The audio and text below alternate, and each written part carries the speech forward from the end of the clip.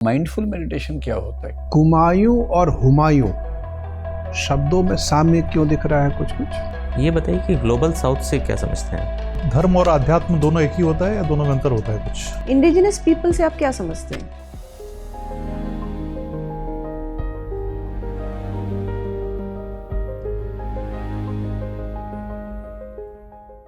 मैं come in sir. Yes, please come. Good afternoon sir. Good afternoon, बैठिए। Good afternoon sir. Good afternoon sir. So you are Mr. Gaurav Chimwal, right? Yes, sir. And you are from Almora, Yes. Uttarakhand. जी sir. Okay. So the medium for your interview is English or Hindi? Hindi sir. Hindi? जी। And what was your medium for the mains? Hindi sir. Hindi? जी। This is your first attempt? नहीं sir, ये मेरा 4th attempt है। Fourth? जी, पहला interview sir. Interview पहला है। जी। इतना टाइम क्यों लगा आपको? सर थोड़ा प्रीलिम्स में समस्या आ रही थी, हम्म, प्रीलिम्स क्वालिफाई करने में। अच्छा जी। तो गौरव, इससे पहले कि हम आपसे बात शुरू करें, थोड़ा सा अपने बारे में बताइए। मेरा नाम गौरव छिमवाल है। मैं अल्मोड़ा उत्तराखंड का रहने वाला हूँ। जी। मेरी प्रारंभिक शिक्षा गांव के ही सरकारी विद्यालय से हुई है। उसके पश्चात मैंने ग्रेजुएशन में बीएससी किया हुआ है सोबन सिंह जीना कैंपस अल्मोड़ा से। उसके पश्चात मैंने तैयारी शुरू की और इसी बीच मैंने तैयारी के साथ साथ एमए हिंदी साहित्य में इग्नू से भी किया। ठीक है। और ये मेरा चौथा प्रयास है, पहला इंटरव्यू। और आपकी रुचियों में क्या क्या है? मेरी हॉबी सर एक कुमाऊनी फोक सॉन्ग गाना और माइंडफुलनेस मेडिटेशन करना मेरी रुचि है। Mindfulness meditation? जी सर। मैंने सुना था कि मेडिटेशन का उद्देश्य है टाइमलेसनेस, स्पेसलेसनेस, सेल्फलेसनेस के लेवल पे चले जाना। जब माइंड इतना एक्टिव ही रहेगा तो मेडिटेशन का फायदा क्या होगा? मेडिटेशन का उद्देश्य तो ये है कि माइंड एकदम इनएक्टिव हो जाए और आप समाहित हो जाए एक व्यापक शून्य में। तो माइंडफुल मेडिटेशन क्या होता है, कैसे होता है ये? सर माइंडफुलनेस मेडिटेशन में हम अपनी ब्रेथ पर फोकस करते हैं और इसका उद्देश्य होता है कि अपनी अवेयरनेस को हम प्रेजेंट मोमेंट अवेयरनेस और नॉन जजमेंटल अवेयरनेस पे फोकस करते हैं हम इसमें। जैसे कि वर्तमान क्षण पर ध्यान केंद्रित करते हैं, जैसे सांस अंदर जा रही है आ रही है, इस पर ध्यान केंद्रित करते हैं और इसी समय जो हमारे मन में भाव आ रहे हैं, विचार आ रहे हैं, तो उनके प्रति हम कोई निर्णय नहीं देते अपना, ये अच्छा है बुरा है, उसको एक तरीके से इग्नोर करते हैं। और तो यही इसकी विशेषता सर, इसमें अवेयरनेस पे ज़्यादा ध्यान देते हैं। लेकिन सांस पे ध्यान देने वाला मेडिटेशन तो बहुत पुराना है जी। ये तो नया नाम किसी ने स्टिकर लगा दिया उसके ऊपर। कुंभक, रेचक, इन शब्दों को जानते हैं क्या है? नहीं सर, सॉरी सर। आनापान को जानते हैं क्या? जी। है? क्या होता है आनापान? सर आनापान सती एक ये बुद्धिज्म की एक प्रणाली है ध्यान करने की सर, उसी को वर्तमान संदर्भ में हम माइंडफुलनेस कह रहे हैं सर। नहीं, आनापान का मतलब सांस लेना, सांस छोड़ना, जी उस पर ध्यान जी लगाना। जी सर। कुंभक रेचक का भी मतलब होता है, कुंभक मतलब घड़े की तरह सांस भर लेना, रेचक मतलब सांस छोड़ देना। जी। तो बहुत पुरानी विधियां हैं, इसमें ऐसा कुछ नया तो समझ में नहीं आया। नाम नया है माइंडफुलनेस मेडिटेशन का। आपकी जेनजी में कुछ नया नाम देने की प्रवृत्ति है ना, शायद इसलिए होगा। तो मेडिटेशन से कुछ लाभ आपको हुआ? जी सर।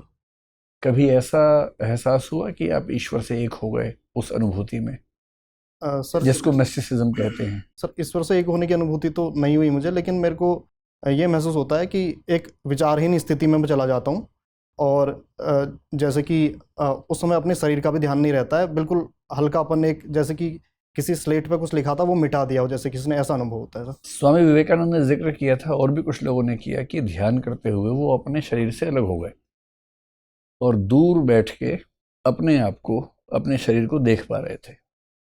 उन्होंने एक एग्जाम्पल दिया कि जब उनकी आत्मा बाहर हो गई, मुक्त हो गई, शरीर वहाँ पर था, कमज़ोरी से गिर गया, कुछ महिलाओं ने आकर वहाँ पर उनको पानी पिलाया, उठाया, और वो दूर से देख रहे थे कि मेरे शरीर को ये लोग उठा रहे हैं।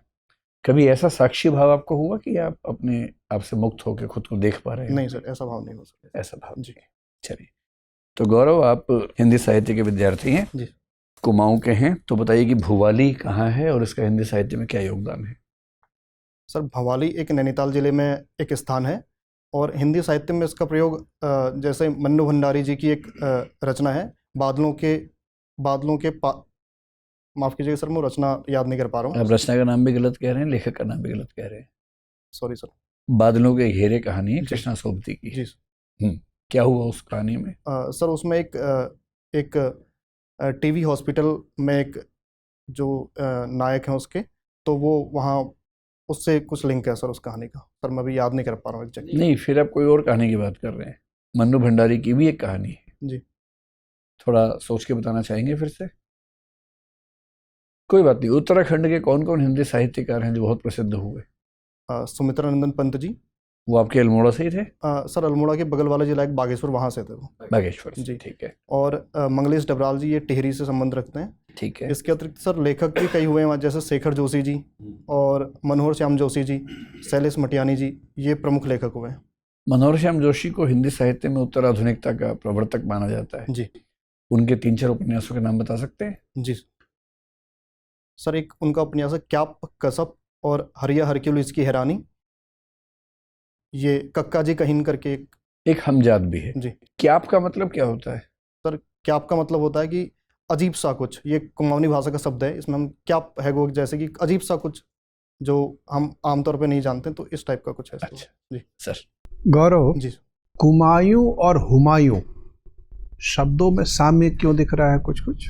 सर, शब्दों में साम्य तो दिख रहा है सर, पर जैसे कुमायूं शब्द की मैं उत्पत्ति की बात करूं तो ये कुर्मांचल पर्वत एक है चंपावत में, तो उससे इसकी उत्पत्ति मानी गई है। जैसे कुर्मांचल और धीरे धीरे वो शब्द कुमाऊं हो गया।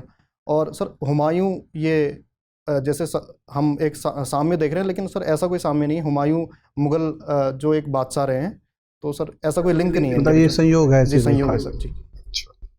उत्तराखंड की राजकीय भाषा क्या है? सर हिंदी है और संस्कृत दूसरी है। दूसरी राजकीय भाषा संस्कृत जी है। जी। उत्तराखंड के अलावा अन्य किसी प्रांत की राजकीय भाषा संस्कृत है? माफ़ कीजिएगा सर, मुझे नहीं पता। अच्छा, उत्तराखंड में कुछ संस्कृत साहित्यकारों का नाम बता सकते हैं? Sorry sir. कोई बात नहीं। उत्तराखंड की अर्थव्यवस्था की क्या स्थिति है? उसका स्टेट जीडीपी अभी लगभग कितना है? सर स्टेट जीडीपी का आकार 3,94,000 करोड़ है। और जैसे इसमें प्राइमरी सेक्टर का योगदान जो है वो 10% है, और सेकेंडरी सेक्टर का 43%, और 43? जी 43, और 47% जो तृतीय क्षेत्र का इसमें योगदान है। और जैसे कि कृषि और बागवानी, जैसे कृषि में की यदि बात करूं तो वो जीडीपी में करीब 4% का योगदान देता है सर। ये सेकेंडरी सेक्टर का शेयर 43%, ये तो बहुत अच्छी उपलब्धि है। जी सर। पूरे भारत में अभी तक ये उपलब्धि हासिल नहीं की है। जी। तो उत्तराखंड में ऐसी कौन कौन सी वस्तुओं का उत्पादन होता है कि उसका जीडीपी में 43% सेकेंडरी सेक्टर का शेयर हो गया? सर जो उत्तराखंड के मैदानी जिले हैं, जैसे कि देहरादून, हरिद्वार, उधम सिंह नगर और नैनीताल, तो इनमें फार्मास्यूटिकल इंडस्ट्री काफ़ी अच्छी स्थिति में है। इसके अतिरिक्त रुद्रपुर जैसे जो पंतनगर हमारे जो सिटकुल एरियाज हैं, वहाँ पर फूड प्रोसेसिंग इंडस्ट्री सर काफ़ी अच्छी स्थिति में है सर। तो अगर हम सिर्फ प्रतिशत के हिसाब से देखें तो ये भारत का सर्वाधिक औद्योगिकृत राज्य माना जा सकता है। जी सर।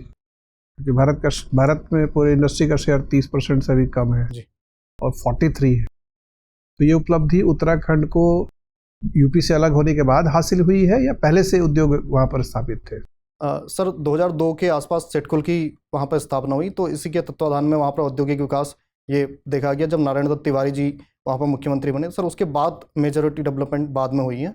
और लेकिन इसकी एक समस्या भी है सर, जैसे कि ये पर्वतीय क्षेत्रों में और मैदानी जिलों में एक प्रकार की आय असमानता काफ़ी देखने को मिल रही है। जैसे कि हरिद्वार की मैं यदि बात करूं तो वहाँ पर प्रति व्यक्ति आय जो है वो 3 लाख रुपए प्रति वर्ष है, और जैसे रुद्रप्रयाग और बागेश्वर जिले की बात करूं तो 90,000 प्रति वर्ष है सर। तो ये एक आय असमानता पर्वतीय मैदानी जिलों में देखने को मिल रही है सर। अच्छा जी। ठीक है, ये बताएं कि उत्तराखंड में सरकार बड़ी आक्रामक रूप से पर्वतीय पर्यटन का विकास कर रही है और स्थानीय लोग इसका विरोध कर रहे हैं। न सिर्फ उत्तराखंड में बल्कि दुनिया के कई देशों में अब अति पर्यटन की समस्या आ गई है। आपको क्या लगता है कि क्या पर्यटन को थोड़ा परिसीमित करना जरूरी है? सर पर्यटन की यदि मैं बात करूं तो ये उत्तराखंड को जैसे कुल कार्यबल को करीब 26% का रोजगार प्रदान करता है, तो इस दृष्टि से उपयोगिता तो है सर इसकी राज्य की अर्थव्यवस्था में। हाल के वर्षों में जैसे कि कोरोना के बाद विशेषकर पर्यटन में काफ़ी सर बाहरी मतलब 55 लाख प्रतिवर्ष करीब 4 धाम में आ रहे हैं पर्यटक। तो सर एक अनसस्टेनेबल तरीके से टूरिज्म तो वहाँ पर देखा गया है। जैसे कि शुरुआत के 1 महीने में 4 धाम योजना में करीब 40% पर्यटक आ जाते हैं, और बाद के 5 महीनों में 60% पर्यटक आ रहे हैं। तो ये तो है सर। और लेकिन सर मेरा मानना है कि जैसे इको टूरिज्म की अवधारणा पर आगे बढ़ते हुए सस्टेनेबल तरीके से यदि हम इसे सुचारू रूप से चलाएं तो ये एक बेहतर अर्थव्यवस्था का एक बेहतर क्षेत्र है सर उत्तराखंड में। सवाल मेरा तो रह गया अनुत्तरित, क्या इस पर एक युक्त निर्बंधन या सीमा लगानी चाहिए? सर युक्त निर्बंधन जैसे जो टूरिज्म के हॉटस्पॉट हैं वहाँ पर लगाया जा सकता है, पूरे राज्य के स्तर पर मुझे लगता भी नहीं लगाया जाना चाहिए, बजाय इसके डिसेंट्रलाइज करना चाहिए टूरिज्म को। कल प्रयागराज में कुंभ में जिस तरह से दुर्घटना घटी है जी।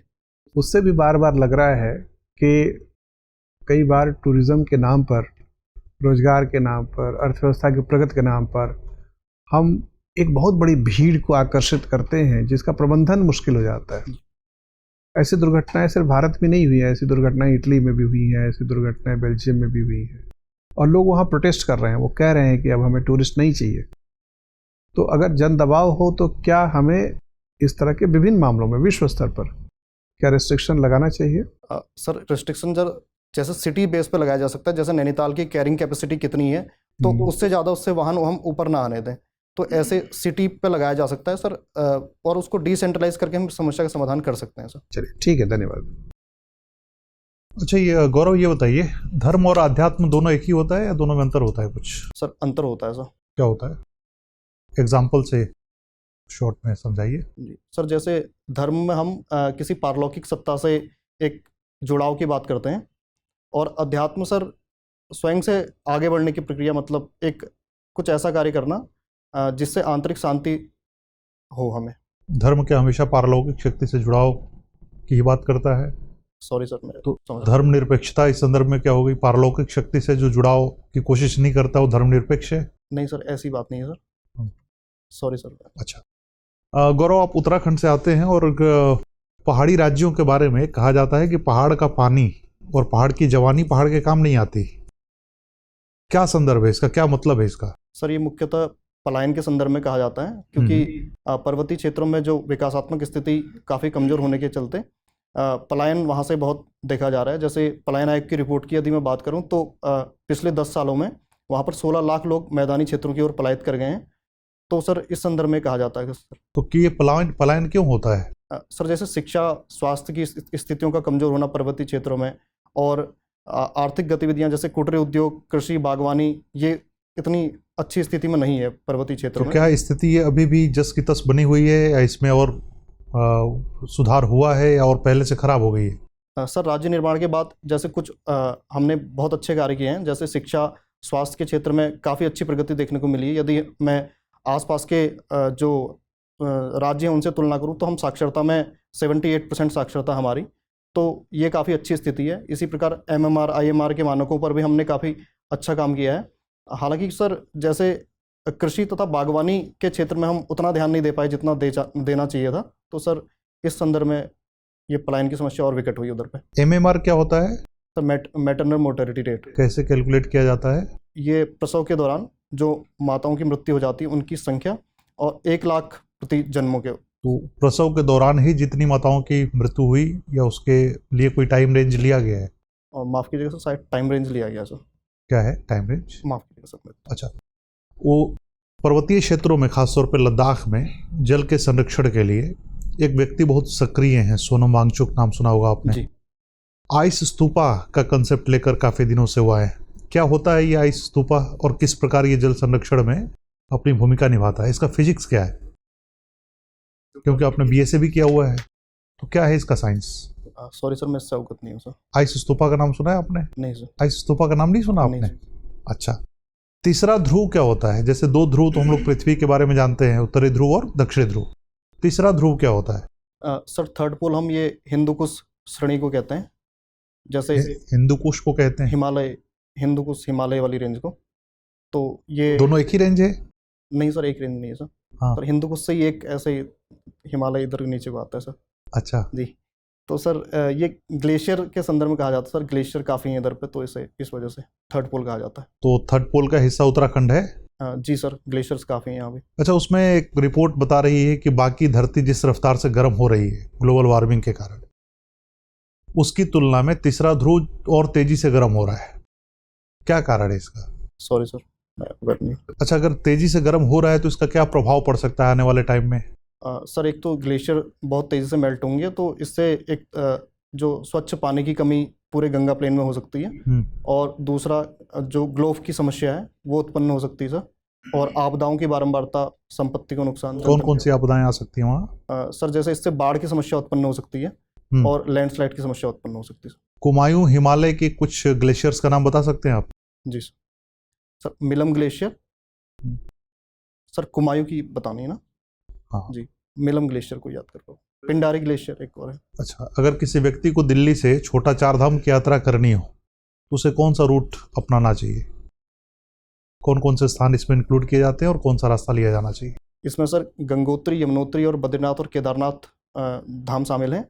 और यदि NH7 हम इसमें पकड़ेंगे, NH7 हमें सर बद्रीनाथ माणा की ओर ले जाएगा। तो पहले बद्रीनाथ जाएंगे? नहीं सर, सर पहले ये हरिद्वार के थ्रू हाँ। NH7, जैसे हम NH134 को पकड़ेंगे तो ये यमुनोत्री ले जाएगा, और NH34 हमें उत्तरकाशी में गंगोत्री की ओर ले जाएगा। और इसके पश्चात हम और आगे जाएंगे तो रुद्रप्रयाग जिले में, तो वहाँ पर NH107 है सर, तो वो हमें पहुँचाएगा, और NH7 हमें बद्रीनाथ माणा पहुँचाएगा। ठीक है। गौरव, ये बताइए, हम लोग इतना ज़्यादा रिलीजियस टूरिज्म पे क्यों जोर देते हैं और दे रहे हैं? मैम, भारत जो एक धर्म प्रधान देश है, तो यहाँ पर हमारी धार्मिक धरोहरें काफ़ी हैं और इसमें पोटेंशियल भी काफ़ी अधिक है, जैसे स्थानीय अर्थव्यवस्था को बढ़ावा देने की दृष्टि से, जैसे रोजगार इत्यादि की दृष्टि से, तो एक इसलिए हम इसे ज़्यादा बढ़ावा धर्म प्रधान है या धर्म निरपेक्ष है? मैम, जो समाज है वो थोड़ा धर्म की ओर अधिक इंक्लाइंड है, तो इस वजह से मैं धर्म प्रधानता का शब्द प्रयोग किया। अच्छा, ठीक है। इंडिजिनस पीपल से आप क्या समझते हैं? स्वदेशी लोग हैं, उनसे क्या समझते हैं आप? मैम, जो किसी स्थान विशेष पर मूलतः रहते हैं, तो प्राचीन काल से ही जो रह रहे हैं वहाँ पर, जैसे जनजातियों को इसमें सम्मिलित किया जा सकता है। बिल्कुल जी। तो बहुत सारे प्रोजेक्ट्स, मेगा प्रोजेक्ट्स जो हैं बहुत जगह पे आ रहे हैं इंडिया में, तो इन्हें कैसे रिहैबिलिटेट करेंगे? अगर उनके निच को अगर हम डिस्टर्ब करते हैं जहाँ वो रह रहे हैं, तो उन्हें कैसे हम रिहैबिलिटेट करेंगे? और साथ ही साथ ये मेगा प्रोजेक्ट्स जो हैं उनको हम कैरी भी करें, क्योंकि वो डेवलपमेंट के लिए ज़रूरी है। तो कैसे हम एक समन्वय स्थापित कर सकते हैं दोनों में? मैम, जैसे पहले इस संदर्भ में जगह का चयन है किसी प्रोजेक्ट वगैरह के लिए, तो पहले तो उसे सही से हमें आंकना चाहिए कि ज़्यादा लोगों को वहाँ पर डिस्प्लेस हमें ना करना पड़े, न्यूनतम मतलब डिस्प्लेसमेंट करना पड़े।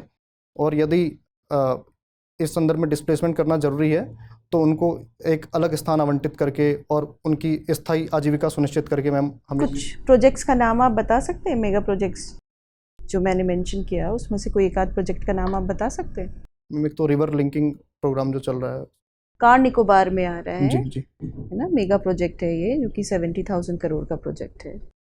तो ये कैसे हमारे इंडिजिनस पीपल को अफेक्ट कर रहा है? आपको इसकी जानकारी है? नहीं मैम। नहीं, कोई बात नहीं है। ग्लोबल वार्मिंग की बात हो रही थी, इसमें आप महिलाओं का रोल कैसे देखते हैं ग्लोबल वार्मिंग के इफेक्ट को कम करने में?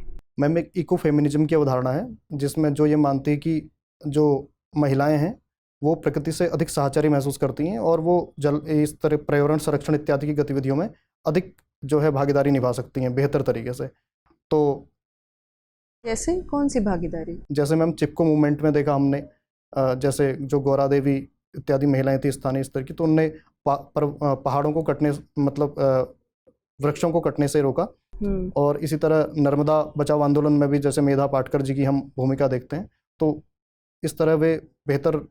कुछ आप प्रैक्टिसेस मुझे बता पाएंगे जो कि महिलाओं द्वारा ही वो किए जाते हैं, जो कि इन्वायरमेंट फ्रेंडली है, जिन्हें हम समझते हैं कि वो इन्वायरमेंट फ्रेंडली है और इसलिए वो ज़रूरी है कि वो महिलाओं की जो भूमिका है ग्लोबल वार्मिंग से बचाने के लिए वो इम्पोर्टेंट है?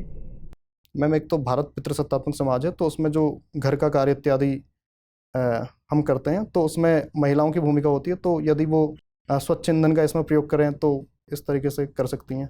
अच्छा, कोई बात नहीं, आप देखिएगा, है ना? ये बताइए, मेरा आखिरी सवाल है आपसे, पंचायती राज जो इंस्टीट्यूशन है वो महिलाओं को कैसे सशक्त बनाता है? मैम, पंचायती राज जो इंस्टीट्यूशन है इसमें जैसे नेतृत्व के स्तर पर यदि मतलब महिलाएं आती हैं तो वो महिला केंद्रित अधिक नीतियां बनाएंगी। और ये राजस्थान में छवि रजावत जैसे नेतृत्व के उदाहरण भी हमारे पास हैं, जिन्होंने महिलाओं के संबंधित मुद्दों को हल करने में काफ़ी अच्छी भूमिका निभाई। वहीं पे एक कॉन्सेप्ट आता है प्रधानपति का भी, जी। तो फिर ये तो कॉन्ट्राडिक्टरी हो गया ना, तो इसे कैसे हम उबर पाएंगे? मैम, इसके लिए मुझे लगता है कि जागरूकता इत्यादि काफ़ी इसकी ज़रूरत है ताकि ये अवधारणाएं ना उभरें मैम। ठीक है। गौरव, ये बताइए कि ग्लोबल साउथ से क्या समझते हैं? सर ग्लोबल साउथ उन देशों का समूह है जो विकासात्मक स्थितियों में ग्लोबल नॉर्थ की तुलना में अधिक पिछड़े हुए हैं। जैसे कि इसमें हम एक ब्रेंट लाइन का कंसेप्ट आता है जो इसके दक्षिण में अवस्थित हैं, तो उनको हम ग्लोबल साउथ के में शामिल करते हैं। क्या ग्लोबल साउथ और थर्ड वर्ल्ड एक ही बात है? हाँ, सर कुछ साम्यता तो है सर इसमें। जैसे गुटनिरपेक्ष आंदोलन के दौरान जो निरपेक्ष रहे थे तो उन्हें हम थर्ड वर्ल्ड की संज्ञा देते हैं। एक टर्म फोर्थ वर्ल्ड भी यूज़ होता है, फोर्थ वर्ल्ड क्या है? सॉरी सर, मैं अवेयर नहीं हूँ। ठीक है। ये बताइए कि अभी जो इजराइल पैलेस्टाइन इशू काफ़ी ज़्यादा चर्चा में है, इसमें भारत की क्या नीति है या क्या स्टैंड है भारत का? सर ये जैसे हमास ने जब इसराइल पर अटैक किया था तो भारत ने उसे एक आतंकवादी कृत्य की संज्ञा दी थी, उसकी निंदा की थी। और इसके पश्चात भारत जैसे फिलिस्तीन और इसराइल के संदर्भ में हाइफिनेशन की नीति अपनाता है। और इसमें हमने जैसे गाजा में भी ह्यूमैनिटेरियन असिस्टेंट ये प्रोवाइड करवाई थी वहाँ पे। क्या कोई टू स्टेट सॉल्यूशन की बात करता है भारत? जी सर। क्या है two state solution? Sir two state solution Israel और फिलिस्तीन को दो अलग अलग भूभागों को देने की बात करता है और संप्रभु राष्ट्रों की बात करता है, दो। अच्छा। अभी इसराइल और हमास के बीच में युद्ध विराम जी हुआ है, तो किन देशों ने मुख्य भूमिका निभाई है इस युद्ध विराम में? सर इसमें एक यूएसए, कतर और इजिप्ट ने महत्वपूर्ण भूमिका निभाई है। ठीक बात है। ये बताइए कि अभी प्रत्यर्पण को लेकर भी काफ़ी बातचीत हो रही है भारत और बांग्लादेश के बीच में, शेख हसीना को लेकर, तो भारत को क्या करना चाहिए उनका प्रत्यर्पण? सर मेरा मानना है अभी नहीं करना चाहिए प्रत्यर्पण, क्योंकि जो बांग्लादेश की सरकार है वो एक तो लोकतांत्रिक रूप से चुनी नहीं गई है, और जो 2013 की एक संधि है, प्रत्यर्पण संधि भारत और बांग्लादेश के बीच में, उसमें राजनीतिक अपराधों के मतलब राजनीतिक आरोपों के संदर्भ को अपवाद बनाया गया है, तो सर नहीं करना चाहिए अभी। गौरव, उत्तराखंड से आप आते हैं, वहाँ यूनिफॉर्म सिविल कोड लागू हो गया है, और क्या आप इसके समर्थन में है कि ये अब उत्तराखंड में हो गया तो पूरे देश में लागू होना चाहिए, या आपको लगता है कि नहीं, उत्तराखंड में अभी इसको देखना चाहिए कि कैसा इसका फीडबैक है और उसके बाद आगे चलकर इसको लागू किया जाना चाहिए, या इवन उत्तराखंड से भी हटा लेना चाहिए, यानी कि उसको एक्सपेरिमेंट की तरह देखना चाहिए? किस विचार की तरफ आप ज़्यादा झुके हुए हैं? सर मेरा मानना ये एक प्रगतिशील कदम है, जेंडर जस्टिस, वुमेन डिग्निटी इत्यादि की दृष्टि से देखें, और सेक्युलरिज्म को भी ये सही अर्थों में लागू करता है। और इसके अतिरिक्त सर जैसे मेरे को लगता है कि ये अन्य क्षेत्रों में भी एक सहमति निर्माण करके हमने, मतलब पूरे देश में लागू किया जाना चाहिए। अच्छा, इसमें प्राइवेसी को लेके क्या चिंताएं हैं? सर एक लिव इन रिलेशनशिप में यदि हम आते हैं तो 30 दिनों के भीतर उसको रजिस्ट्रेशन करवाना है हमने, तो और इस संदर्भ में रजिस्ट्रार की पावर भी कुछ अधिक है उसमें। जैसे महिलाओं की आयु यदि 21 साल से कम होती है तो वो घर में भी सूचना दे सकते हैं इसकी लिव इन रिलेशनशिप की। आपको लगता है कि ये नैनी स्टेट की तरफ एक कदम लिया जा रहा है? नैनी स्टेट समझ रहे हैं ना? जी।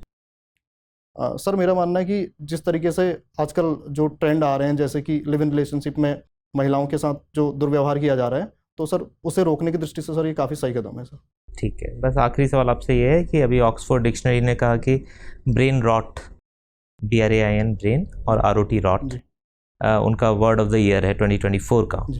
क्या मतलब होता है इसका? सॉरी सर, मैं पढ़ नहीं पाया सर। ठीक, धन्यवाद सर।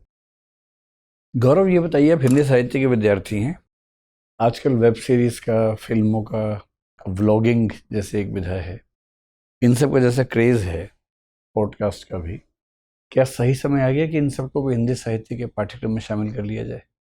सर मेरा मानना है कि अभी ये सही समय नहीं है इनको शामिल करने का। जैसे कि हम कुछ साल अभी बाद यदि ये कार्य करें तो ज़्यादा सही माना जाएगा। ऐसा क्यों? सर क्योंकि अभी एक इसमें सर एक फिक्स करनी पड़ेगी कौन सी विधा साहित्य में हम शामिल करेंगे, कौन सी विधा नहीं। जैसे कि परफॉर्मेंस पोएट्री और पॉडकास्ट इत्यादि को हम शामिल कर सकते हैं, लेकिन यूट्यूब पे अन्य जो वीडियोज़ हमारे सामने आती हैं, तो एक इसमें सहमति निर्माण में मेरे को लगता है समय लगेगा थोड़ा। तो ऐसा कि स्टैंड अप कॉमेडी जैसे फिल्में हैं, फिल्मों को बनते हुए तो करीब 100 साल होने वाले हैं, कितना और समय लगेगा आपको फैसला करने में? जी सर, किया जा सकता है सर, पर एक सहमति निर्माण करके कि कौन सा साहित्य में। चलिए, अब कुमाऊनी के लोक गीत गाते हैं ना जी। मैंने सुना है कि पहाड़ों में, उत्तराखंड में ही, बाकी पहाड़ों में भी जेंडर डिस्क्रिमिनेशन एक बहुत बड़ी समस्या है। कोई ऐसा लोकगीत आपको ध्यान है जिसमें महिलाओं की ओर से कोई ऐसी बात कही जा रही हो कि हमारा जीवन क्यों इतना ख़राब है, ये कैसे अच्छा होगा? सर ऐसा गीत तो याद नहीं आ रहा, पर महिलाओं के जैसे जो विरह को व्यक्त करने वाले गीत याद आ रहे हैं सर। सर ऐसा गीत याद नहीं उसी की 2 लाइन सुना दीजिए। घुघुती ना बासा घुघुती ना बासा आमे की डाई माँ घुघुती ना बासा तेरो घुर घुरु सुनी मैं लाग्यूं उदासा स्वामी मेरो परदेसा बर्फीलो लदाखा घुघुती ना बासा। सर ये गोपाल मोहन गोस्वामी जी द्वारा गाया गया गीत है। तो इसमें एक महिला जो अपने पति को याद कर रही हैं, जिनके पति सीमा पर तैनात हैं राष्ट्र की रक्षा हेतु। लद्दाख में। जी ठीक है गौरव, अच्छा लगा बात करके, जा सकते हैं। Thank you sir, thank you. मैं कम इन सर। आइए बैठो गौरव, कैसा लगा? सर ठीक तो उतना सही नहीं था सर। उतना सही कहाँ हो पाता जीवन में? जी सर। कितना ठीक था? सर जैसे कुछ सोचने वाले जो क्वेश्चन है उनमें मैं थोड़ा दिक्कत कर रहा हूँ सर। जैसे आपने पूछा पॉडकास्ट वाली जो बात है, मैंने लिखा है वो। कितने नंबर आ जाएंगे आज के इंटरव्यू द्वारा? 160 करीब। 160। और मेंस में क्या स्कोर आने की उम्मीद है? सर वो कैसे 700 में मेंस कहाँ होता है यार? 770-80 करीब। 780। जनरल से हैं आप? EWS से सर। EWS से हैं, तो यानी कि 970 पे गारंटी के साथ IAS मिलेगा। और 780 अगर हैं तब तो स्कोप है, 190 का स्कोप है आपका। आज का इंटरव्यू आपका 175-185 के बीच का है, लेकिन अगर थोड़ा सा और कोशिश करेंगे तो 190 आपकी रीच में है इसी बार। कब है इंटरव्यू आपका? सर मेरा 6 फरवरी को। 6 को है ना? अभी तो आज क्या तारीख? 30 तारीख है ना? 30 जनवरी, तो 7 दिन है। देखो आपकी एंट्री बहुत अच्छी है, ड्रेस बहुत ही सुंदर है। ये पहनोगे ना माँ? जी हाँ, बहुत सुंदर है। बैठने का तरीका बड़ा अच्छा है, जाने का तरीका बहुत अच्छा है, वो एटिकेट्स तो सारे शानदार है। मेडिटेशन से बात शुरू हुई, वो आपने ठीक हैंडल किया, मैं ये कहूँगा कि अच्छा हैंडल किया। पर जब माइंडफुलनेस मेडिटेशन आप कह रहे हैं तो आप बाकी सबका भी देख लीजिए एक बार। विपस्सना क्या होता है जी। उसकी विधि क्या है, फिर वो जो सुदर्शन क्रिया है शेषी क्या है रविशंकर जी, उनका देख लो। आनापान आपको पता था। कुंभक, पूरक, रेचक एक प्रक्रिया होती है। पूरक मतलब सांस लेना, कुंभक मतलब रोकना, रेचक मतलब छोड़ना। यही आप भी करते हैं, नाम चेंज कर दिया आपने उसका, है ना? तो बाकी कौन कौन से प्राणायाम चलते हैं या ध्यान चलते हैं वो भी देख लीजिए ताकि रेफरेंस रहे। एक ट्रांसेंडेंटल मेडिटेशन बहुत प्रसिद्ध हुआ था 1950-60s में, महर्षि महेश योगी से, दुनिया भर में काफ़ी उन्होंने फेमस किया था उसको। उत्तराखंड में हिंदी साहित्य वाला ठीक था। भुवाली ना उसमें बादलों के घेरे में है और वो कृष्णा सोबती की कहानी है। सर मैं याद नहीं कर पाया उस टाइम पे पढ़ी थी। हाँ, क्योंकि मन्नू जी की कहानी जो आपने पढ़ी है वो तो यही सच है पढ़ी होगी। हाँ, उसमें तो भुवाली का जिक्र है नहीं मेरे ख्याल से कहीं से भी। एक्सप्रेशन आपका बहुत अच्छा है, लैंग्वेज बहुत अच्छी है, सॉरी भी अच्छा बोलते हैं आप, एक्सप्रेशन अच्छा है, कहीं चिंता की बात नहीं है। हमारे 4 मेंबर्स में से 2 मेंबर्स की ओर से ग्रीन सिग्नल है, एकदम कि शानदार बच्चा है, कुछ कहने की बात ही नहीं है। एक मेंबर ने आपसे धर्म अध्यात्म पूछा, उसमें थोड़ा फंस गए। जी जी। जबकि साहित्य के विद्यार्थी से उम्मीद होती है कि थोड़ा बात कर लेगा, देख लेना वैसे ही कहीं जरूरत पड़ जाए। जी। आइस स्तूप आपको नहीं पता था? आइस स्तूप पता था पर मैं उसकी फिजिक्स बताने में कंफर्ट नहीं था। अच्छा, वैसे जानते पता था सर। ठीक है। थर्ड पोल पे भी थोड़ा कंफ्यूज आप लग रहे थे जी, ऐसा लगा हमें। बाकी जब पूछा गया कि इजराइल और फिलिस्तीन का संबंध क्या है, आप चले गए हमास इजराइल पर। भाई जब पूछने वाला फिलिस्तीन पूछ रहा था, फिलिस्तीन बताएंगे ना। जी। तो 2 स्टेट थियरी जो बाद में पूछा अलग से, सीधे बोलते उसको, बात ही खत्म हो जाती। लास्ट वाले क्वेश्चन में कि वेब सीरीज को हम साहित्य में शामिल करें या ना करें, मुझे लगता है कि थोड़ा सा स्मार्ट प्रोग्रेसिव स्टैंड लेना चाहिए।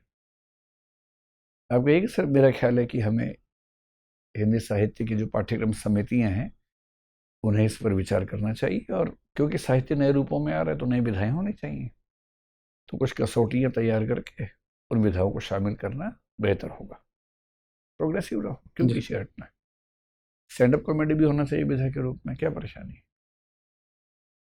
अब बेशक क्या तो गालियाँ जिसमें नहीं होंगी उसी को हम कंसिडर करेंगे, थोड़ा प्रिकॉशंस लेंगे, लेकिन कर तो सकते ही हैं। कुमाऊं नहीं फोक सॉन्ग्स आप गाते हैं ना, लोक संगीत, क्योंकि पहाड़ों को लेकर जेंडर का इशू बहुत उठता है, तो थोड़ा सा 4-5 तरह के लोकगीत याद कर लीजिए जेंडर पे भी, विरह वाला बड़ा अच्छा है, क्योंकि वहाँ पे अधिकांश महिलाओं का दर्द ये है कि पति काम पे बाहर चले गए हैं, जी तो विरह एक बड़ी समस्या है ही वहाँ की, है ना जी। और जो भी वहाँ की लोकल प्रॉब्लम्स हो रहे हैं उन सब से जुड़े हुए कुछ लोकगीत गाते आप बहुत अच्छा है, पर गाना तभी जब कहीं गाने के लिए, थैंक यू। है ना। एक बच्चा आया था, उससे बिना पूछे गाना शुरू कर दिया था उसने, तो हमेशा पूछ के गाना, ठीक है, जैसे आपने आज गाया। जी कुछ पूछना है आपको? सर, एक ये आई कांटेक्ट वाला पूछना था, जैसे ही मैं आपसे बात कर रहा हूँ तो सबको देखना उस बीच में जी ज़रूरी नहीं है, अपराध है। जी जिससे बात कर रहे हो सिर्फ उसको देखना है बस। आपने वैसा ही किया जी, इसलिए आपको हमने कहा भी नहीं कुछ, वरना हम टोकते आपको ज़रूर, ठीक जी है। सर, जी सर, तो जिससे बात कर रहे हैं उसी को देखना है। जी सर। सामान्य जीवन में क्या करते हो? हाँ सर, ऐसे ही करते हैं सर, और क्या मुझसे बात करो तो मुझे देखोगे ना भाई, जी तो ऐसे ही करना है जी। ठीक है। शुभकामनाएं। Thank you sir, thank you. Dear viewers, अपने एग्जाम की तैयारी को और बेहतर करने के लिए हमारे चैनल को लाइक, शेयर और सब्सक्राइब करना न भूलें।